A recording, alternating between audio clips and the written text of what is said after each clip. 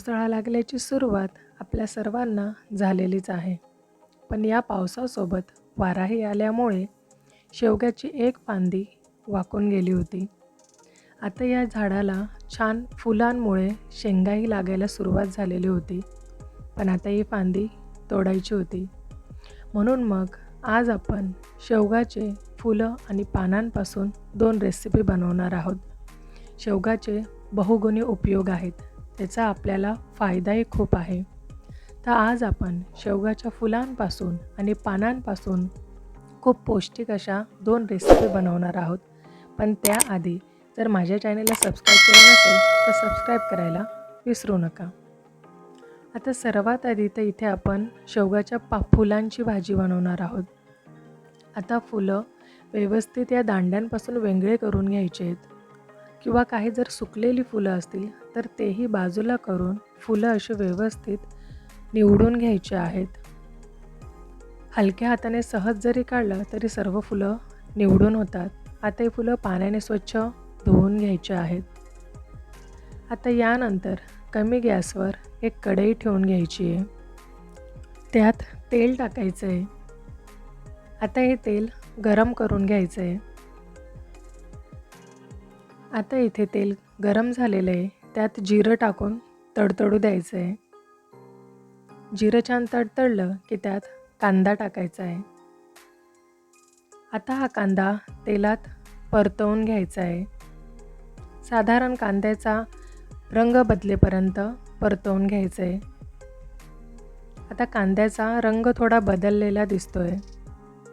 आता यात आपण बाकीचे साहित्य टाकून घेऊया. आता यात बारीक चिरलेली हिरवी मिरची टाकली आहे. बारीक चिरलेला लसूण टाकलेला आहे. आता हेही तेलात परतवून घ्यायचं आहे.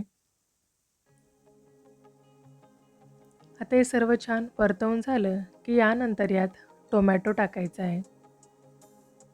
थोडासा चवीनुसार गरम मसाला आणि हळद. आता हे सर्व साहित्य पण परतवून घ्यायचं आहे.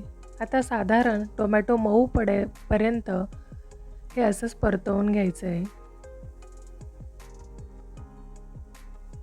आता इथे टोमॅटो छान मऊ झालेला आहे. आता यानंतर यात आपण धुवून ठेवलेले जे शेवग्याची फुलं होते ते फुलं टाकायचे आहेत. फुलं टाकून परत सर्व साहित्य मिक्स करून घ्यायचं आहे. आता यानंतर यात चवीनुसार मीठ टाकायचं आहे. आता ही भाजी परत परतवून यावर झाकण ठेवून थोडं शिजू द्यायचं आहे. आता साधारण 5 ते 6 मिनटं झालेले आहेत. तुम्ही बघू शकता फुलांचा आकारही कमी झालेला आहे. ही भाजी शिजायला साधारण 6 ते 7 मिनटं लागतात. आता ही आपली भाजी तयार आहे. आता यानंतर आपण शेवग्याच्या पानांची भाजी बघणार आहोत. आता इथे मी असे कोवळे शेवग्याचे पानं घेतलेले आहेत. असे काही डार्क रंगाचे पानं आहेत ते नाही घ्यायचे. फक्त जे आपल्याला असे पोपटीसर रंगाचे जे दिसतात ना तेच पानं घ्यायचे आहेत. जे साधारण सहज आपल्या हाताने तुटू शकतात. आणि असे काही दांड्यांसह कोवळ्या दांड्यांसह किंवा जे फक्त पानं घेता येईल असे पोपटी पानं निवडून घ्यायचे आहेत. आता इथे मी सर्व पानं निवडून घेतलेले आहेत. आता यानंतर आपण गॅसवर एक कढई ठेवणार आहोत. त्यात पाणी टाकायचं आहे. आता हे पाणी उकळवून घ्यायचं आहे. आता पाण्याला उकळी आलेली आहे. आता यात शेवग्याचे पानं टाकायचे आहेत.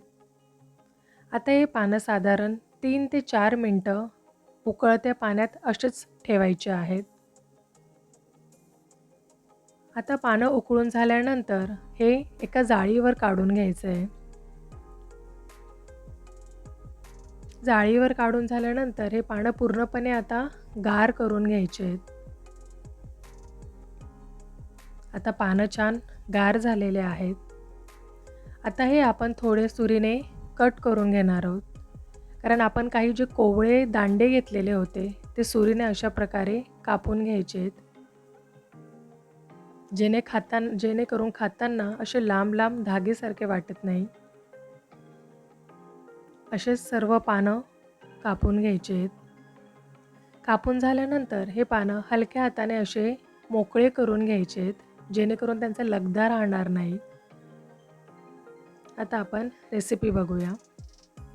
आता इथे मी कमी गॅसवर एक कढई ठेवून घेतलेली आहे. आता त्यात तेल टाकायचं आहे.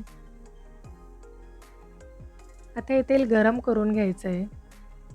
तेल गरम झालं की त्यात जिरं टाकायचं आहे. जिरं तडतडलं की त्यात हिरवी मिरची आणि लसूण टाकून घ्यायचं आहे. आता हे छान मिक्स करून परतवून झालं की यानंतर यात आपण जे शेवग्याचे पानं घेतले होते ते पानं टाकायचे आहेत.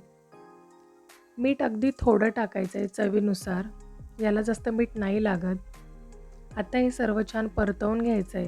ही भाजी अगदी 4 ते 5 मिनटात तयार होते. आता यातलं थोडंफार जे पाणी असेल ते फक्त पाणी जाईपर्यंत ही भाजी ठेवायची आहे. आता तुम्ही बघू शकता भाजीतलं पाणी गेलेलं आहे.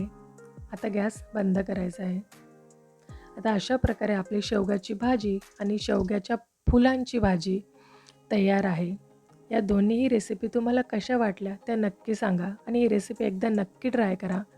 शेवग्याचे बहुगुणी उपयोग आहेत. यामुळे या रेसिपी आपल्यासाठी अतिशय पौष्टिक आहेत. या व्यतिरिक्त जर तुम्हाला अजून कोणत्या रेसिपी बघायच्या असतील तर मला कमेंट बॉक्समध्ये नक्की सांगा. भेटूया परत पुढच्या व्हिडिओत.